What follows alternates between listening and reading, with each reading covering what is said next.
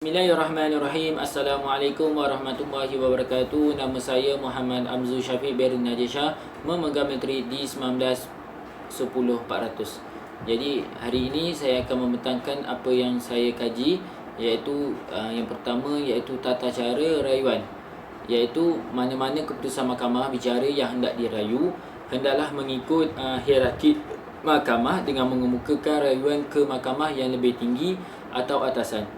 Hierarki mahkamah iaitu mahkamah rendah syariah, mahkamah tinggi syariah dan mahkamah rayuan syariah, yang mana prosedur memfailkan di mahkamah syariah jika seseorang itu tidak berpuas hati dengan keputusan mahkamah, maka mereka boleh melalui perguam ataupun difailkan sendiri oleh perayu. Jika rayuan itu difailkan oleh seorang peguam syar'i, beliau mestilah mematuhi tata cara yang ditetapkan. Jadi kegagalan mematuhi sesuatu tata cara boleh menyebabkan suatu kes dirayu itu ditolak kerana tidak mematuhi prosiding yang telah ditetapkan. Bagi notis rayuan, perayu hendaklah membuat rayuan mestilah diperbuat dan memfailkan satu notis rayuan seperti diwartakan dalam borang MS-29. Notis ini digunakan sama ada difailkan oleh perayu sendiri ataupun melalui peguam, yang mana perayu boleh merayu kerana tidak berpuas hati dengan keputusan mahkamah terhadap sebahagian ataupun keseluruhan kes. Dinyatakan di dalam notis itu, merayu mesti sama ada keseluruhan ataupun sebahagian sahaja dalam tempoh masa 14 hari keputusan diumumkan. Jadi jika keputusan mahkamah bicara telah luput melepasi tempoh 14 hari keputusan yang dikeluarkan, kebenaran perayu kes tersebut hendaklah diperoleh terlebih dahulu. Jika tempoh rayuan telah luput, pendaftar mahkamah ataupun hakim syar'i hendaklah meneliti notis rayuan tersebut. Notis rayuan boleh diterima dengan syarat disertakan salinan perintah melanjutkan tempoh rayuan. Mahkamah yang terhadap keputusan rayuan itu dibuat hendaklah apabila menerima notis itu dan setelah dibayar fee yang ditetapkan, membekalkan kepada perayu salinan diperakui bagi nota-nota keterangan dan penghakiman. Apabila salinan diperakui sah bagi nota-nota keterangan dan alasan penghakiman telah disiapkan, mahkamah hendaklah memaklumkan kepada perayu secara kendiri dan satu affidavit menyampaikan hendaklah dibuat. Pendaftar hendaklah menyimpan notis rayuan ke dalam fail kes dan hendaklah disampaikan oleh perayu dalam masa yang dihadkan bagi memfailkan rayuan kepada semua pihak yang terlibat dengan rayuan itu atau kepada peguam syar'i mereka masing-masing. Notis rayuan balas, rayuan boleh dalam 7 hari dari tarikh penyampaian notis rayuan itu kepadanya dan perlulah memfailkan dalam borang MS-31. Alasan rayuan dibuat bermula 14 hari dengan alasan dengan 5 salinan kepada pendaftar penghakiman menyatakan dengan ringkas isi penghakiman yang hendak dirayukan dengan bukti-bukti yang jelas. Semakan mempunyai 4 semakan. Yang pertama iaitu semakan ke atas perintah Mahkamah Tinggi Syariah. Yang kedua, semakan ke atas perintah Mahkamah Rendah Syariah. Yang ketiga, semakan ke atas perintah sendiri. Dan yang keempat, semakan oleh pihak berkepentingan. Saya akan nyatakan yang pertama iaitu semakan ke atas perintah Mahkamah Tinggi Syariah, iaitu pertama, Mahkamah Tinggi Syariah membuat keputusan atau apa-apa arahan. Ketua Hakim Syariah mulakan semakan dengan mengisi borang 1 bagi tujuan pendaftaran dan borang 2 bagi mengeluarkan perintah untuk memanggil rekod prosiding dan menggantungkan prosiding jika masih berjalan. Dan selepas itu Ketua Hakim Syar'i menyerahkan borang 1 dan borang 2 kepada Ketua Pendaftar Mahkamah Rayuan Syariah, dan Ketua Pendaftar Mahkamah Rayuan Syariah membuka fail semakan, mencatat nombor kes permohonan difailkan dan membuat urusan pendaftaran lah. Ketua Hakim Syar'i mengeluarkan surat lantikan panel Mahkamah Rayuan Syariah bagi mendengar permohonan semakan. Selepas itu Ketua Pendaftar Mahkamah Rayuan Syariah menyerahkan borang 2 dan perintah menggantungkan prosiding jika prosiding masih berjalan kepada pendaftar Mahkamah Tinggi Syariah, dan pendaftar Mahkamah Tinggi Syariah hantar rekod prosiding kepada Ketua Pendaftar Mahkamah Rayuan Syariah. Seterusnya, Mahkamah Syariah Mahkamah Tinggi Syariah hantar salinan borang 2 kepada pihak-pihak perintah pengantungan prosiding dan pelaksanaan perintah jika berkaitan. Seterusnya, Ketua Pendaftar Mahkamah Rayuan Syariah menyerahkan rekod prosiding kepada pengurusi panel Mahkamah Rayuan Syariah dan panel Mahkamah Rayuan Syariah memulakan prosiding semakkan. Yang mana panel Mahkamah Rayuan Syariah boleh memanggil mana-mana pihak jika perlu.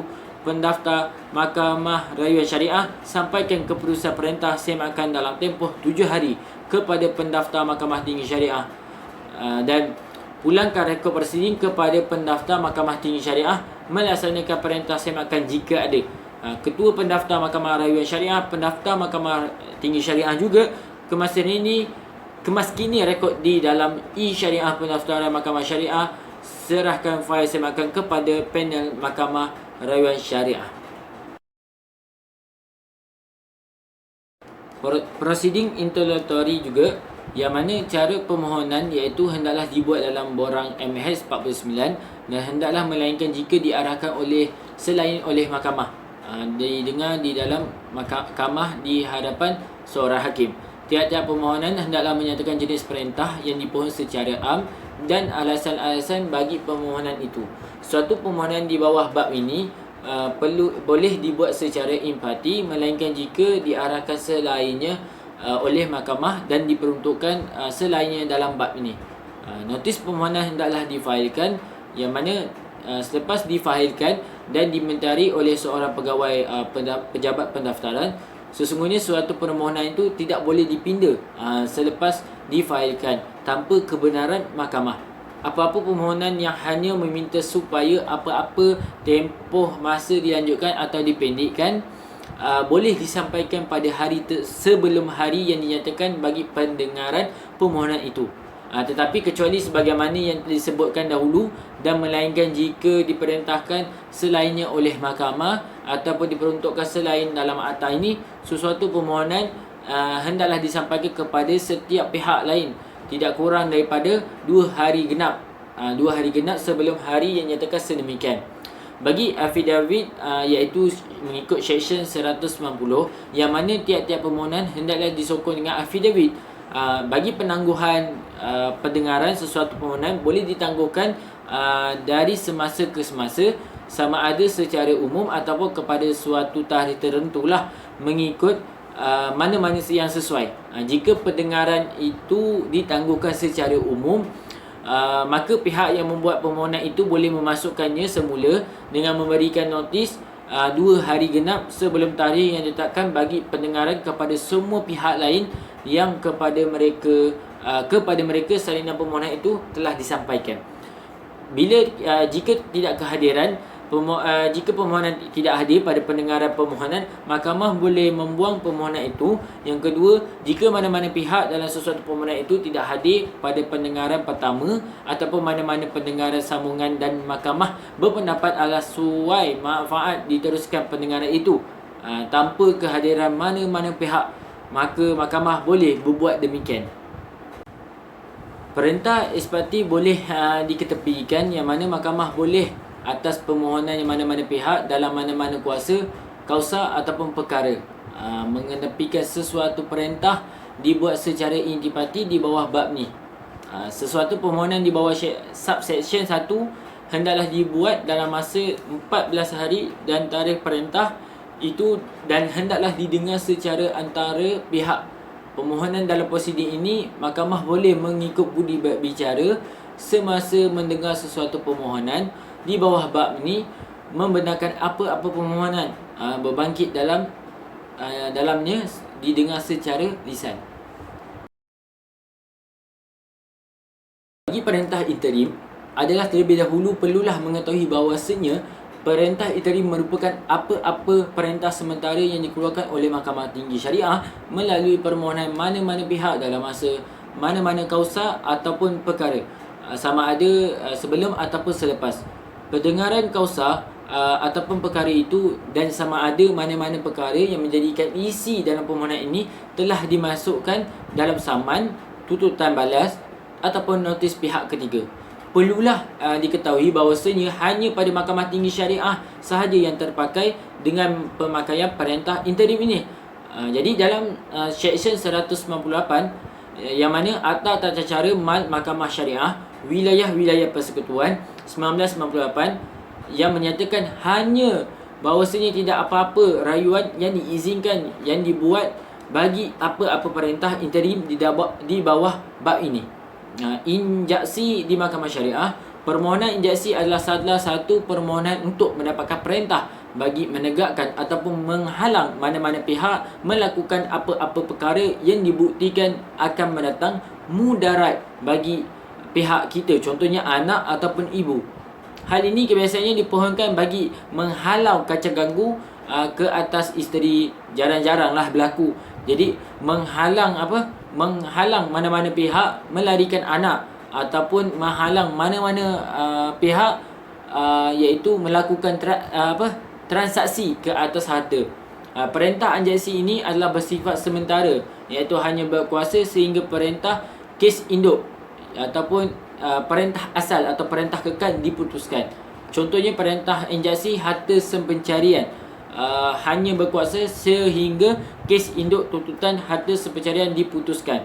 Perkara ini juga boleh dirujuk melalui kes Haslinda binti Alis lawan Jordin Mati Benin, yang mana Yahya bin Abdullah, yang mana di dalam kes tersebut pemohon sedang memfailkan permohonan secara ta'liq daripada responden, dan sementara itu pemohon turut memfailkan permohonan interim hadana secara empati.